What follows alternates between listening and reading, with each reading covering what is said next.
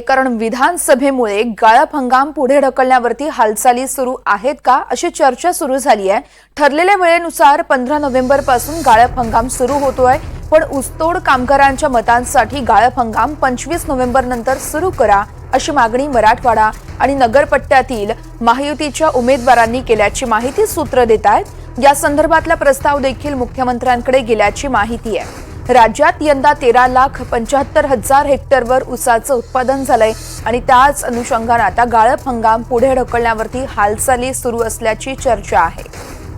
15 November पासून ठरलेल्या वेळेनुसार गाळप हंगाम सुरू होणार आहे, पण ऊसतोड कामगारांच्या मतांसाठी गाळप हंगाम 25 नोव्हेंबर नंतर सुरू करा अशी मागणी मराठवाडा आणि नगरपट्ट्यातील महायुतीच्या उमेदवारांनी मुख्यमंत्र्यांकडे केल्याची माहिती सूत्र देत आहेत। या संदर्भातला प्रस्ताव देखील मुख्यमंत्र्यांकडे गेल्याची माहिती आहे।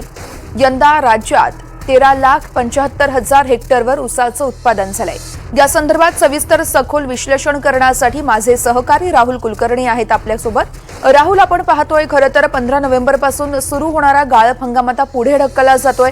खरंच हे ऊसतोड कामगारांच्या मतांसाठी या सगळ्या हालचाली सुरू आहेत का? खरं तर सूत्रांकडून ही माहिती मिळते, अधिकृत माहिती आल्यानंतर आपल्याला कळेलच, मात्र सूत्रांमध्ये जी चर्चा आहे ती खरंच या गोष्टी सुरू आहेत का?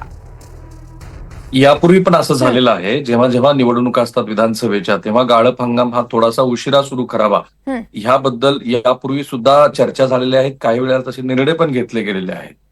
मुख्यत्वे नगर जिल्ह्यातला पट्टा, जालना जिल्ह्यातला काही भाग आणि बीड संपूर्ण जिल्हा या भागातनं ऊसतोड मजूर आणि यवतमाळ हिंगोलीचा काही भाग, ह्या भागातनं ऊसतोड मजूर हे मुख्यत्वे मराठवाड्यातून पश्चिम महाराष्ट्राकडे जात असतात। आणि ते जेव्हा मतदारसंघात नसतात तेव्हा त्या त्या ठिकाणच्या आमदारांना त्यांना आणण्यासाठीची वेगळी व्यवस्था करावी लागते, वाहनं पाठवावी लागतात आणि ही वस्तुस्थिती आहे। काही वेळेला ऊसतोड मजूर हे ऊसाच्या फडात असतात, ते नेमके कुठे आहेत त्याचा शोध घेणं सुद्धा अवघड होऊन बसतं। आपल्याकडे ऊस तोडणीसाठी हार्वेस्टरचं प्रमाण अजून वाढलेलं नाहीये। पश्चिम महाराष्ट्रातल्या बऱ्याच साखर कारखान्यांनी ऊस तोडीसाठी हार्वेस्टरचा प्रयोग सुरू केला असला तरी खुद्द मराठवाड्यामध्ये सुद्धा अशा पद्धतीनं हार्वेस्टरची फार उपयोगिता ऊसतोडीसाठी दिलेली नाही। आता होतं काय की त्यामुळं मताचा टक्का घसरतो, त्या त्या ठिकाणचे जे उमेदवार असतात त्यांच्या अडचणी होतात। जसं विस्थापन ह्या ऊसतोड कामगारांचं असतं तसंच ते पुणे आणि मुंबई सारख्या भागामध्ये काम करण्यासाठी गेलेल्या मंडळींचं असतं। त्यामुळे प्रत्येक वेळेला हा प्रयत्न केला जातो की ऊसतोड मजूर आपल्या मतदानासाठी कसे येतील। ही शक्यता अधिक आहे, जसं लोकसत्ता या माध्यमांनी छापलंय की अशा पद्धतीचा प्रस्ताव हा मुख्यमंत्र्याकडे गेलेला आहे। आणि असं होऊ शकतं की 15 तारखेचा जो गाळप हंगाम सुरू होणं अपेक्षित होतं, खरं तर वर्षा हा गाळप हंगाम हा दिवाळीमध्येच सुरू होत असतो, परंतु ऋतुचक्रमान बदलल्यामुळे अलीकडच्या काळामध्ये दिवाळीनंतर बरेच कारखाने, साखर कारखाना गाळप सुरू करतात।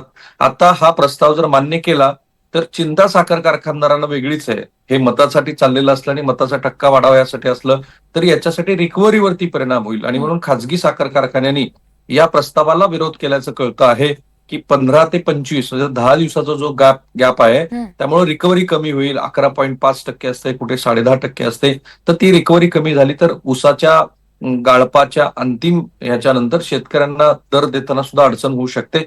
परंतु 15 नोव्हेंबरचा गाळप हंगाम हा 25 नोव्हेंबर नंतर म्हणजे प्रत्यक्षात मतदान झाल्यानंतर घेणं हे अधिक उचित आहे, याबद्दल काही दुमत नाही। कारण त्यामुळं हे ऊसतोड कामगार हे घरीच राहतील, मतदानाचा टक्का वाढवतील आणि थोडासा हंगाम लांबला तर यावेळेला तो तोटा सहन करण्याची तुमची तयारी ठेवा, असं बहुधा राज्य सरकारचं म्हणणं असावं। कारण ही जी यापूर्वीची मंत्री समिती आहे त्या मंत्री समितीनं, ज्याचे अध्यक्ष मुख्यमंत्री आहेत, 15 नोव्हेंबर पासूनच ऊसाचा गाळप हंगाम सुरू करावा या संदर्भात पूर्वी निर्णय घेतल्याचं म्हटलं जात आहे। परंतु आता जर सुमारे 14 लाख हेक्टरवरचा ऊसाचा गाळप वेळेवरती नाही झालं तर रिकव्हरीची अडचण होऊ शकते। पण हे प्रयत्न होतील आणि तशी घोषणा सुद्धा 1-2 दिवसात झाल्याचं आपल्याला पाहता येईल। पण यासाठी अर्थातच राज्याच्या निवडणूक आयोगाची पण परवानगी लागेल। निश्चितच। त्यामुळे आता काय पुढे घडतंय, कोणता निर्णय घेतला जातो याकडे आपलं लक्ष असेल। खूप खूप धन्यवाद तुम्ही केलेल्या सखोल विश्लेषणासाठी।